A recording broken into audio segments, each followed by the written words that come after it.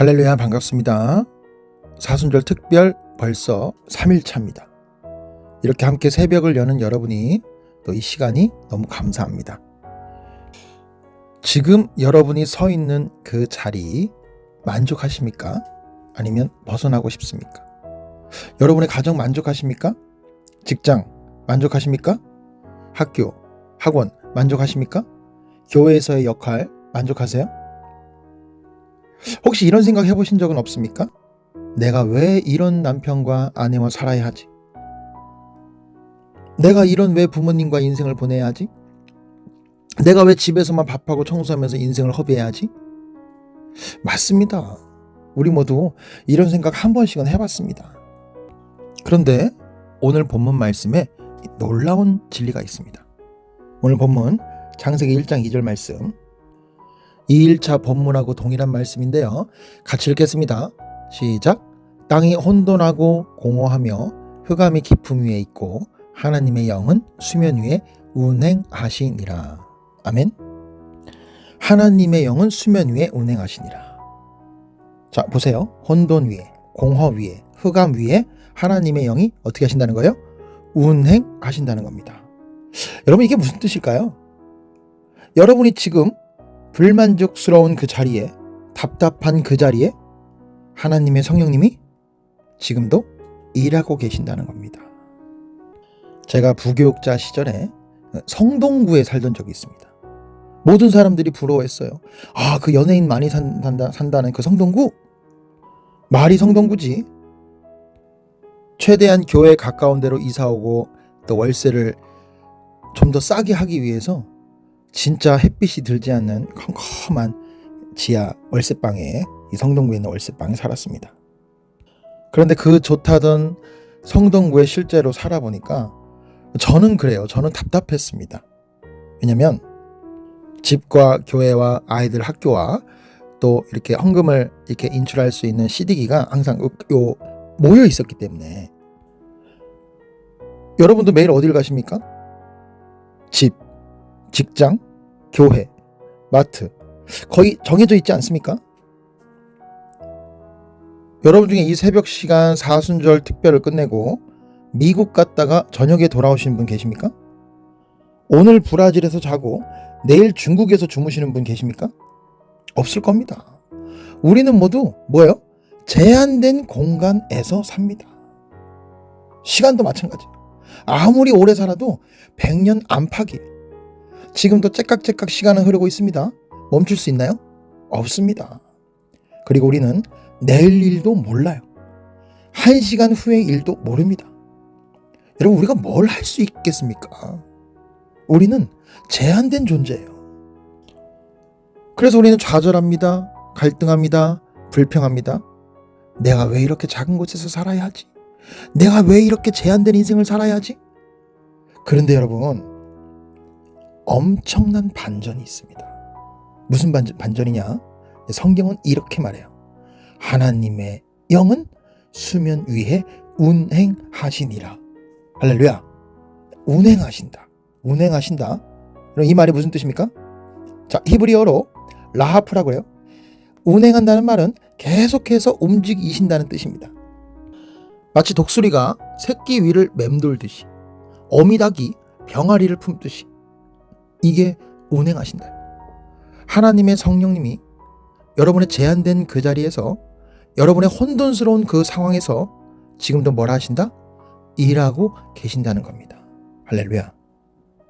그럼 우리 성령님은 무엇을 하실까요? 질서를 만드십니다. 질서를 만들어요. 여러분, 우주를 보십시오. 수천억 개의 별들이 어떻게 움직입니까? 질서 있게 움직입니다.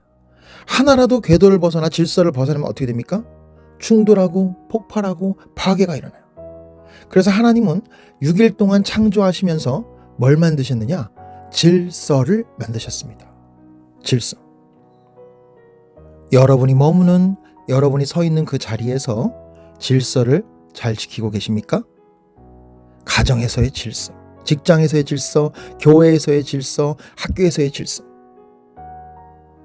혹시 내 마음대로 그 질서를 깨트리고 있지는 않습니까? 히브리 원어로 이 죄라는 단어를 하마르티아라고 부릅니다. 이 죄라는 것은 관역을 벗어난 것, 내 자리를 떠났다는 뜻이에요.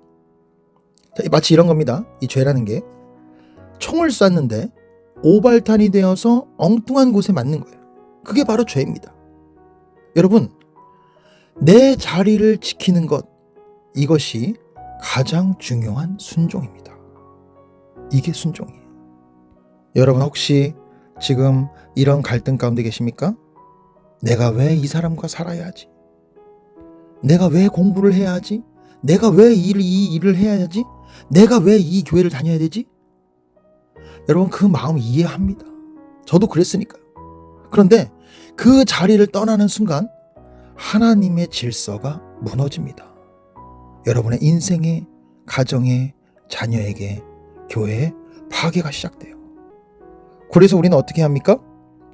화가 나도, 기가 막혀도, 답답해도 어떻게 해야 돼요?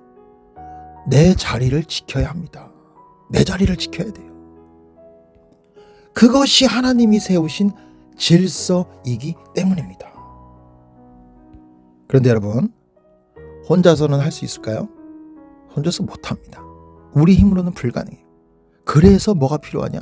성령님이 필요한 겁니다. 하나님의 영은 수면 위에 운행하시니라. 아멘. 성령님이 저와 여러분을 도우십니다. 성령님이 저와 여러분에게 힘을 주십니다. 여러분 생각해 보십시오. 창세기 1장에서만 하나님이라는 단어가 몇 번 나오는지 아십니까? 30번 넘게 나옵니다. 무슨 뜻일까요? 성부 하나님, 성자 예수님, 성령 하나님, 삼위일체 하나님이 여러분을 위해서 어떻게 하고 계신다? 계속해서 일하신다는 사실입니다. 할렐루야. 그렇다면 이 말씀을 붙들고 우리가 구체적으로 어떻게 적용하며 살아야 할까요? 지금 여러분의 자리는 어디입니까? 가정입니까? 남편으로서, 아내로서, 부모로서, 자녀로서? 아니면 직장입니까? 상사로서, 부하로서, 동료로서? 교회입니까? 목사님을 돕고 섬기는 자로서? 그 자리에서 여러분은 질서를 잘 지키고 계십니까? 아니면 불평만 하고 계십니까?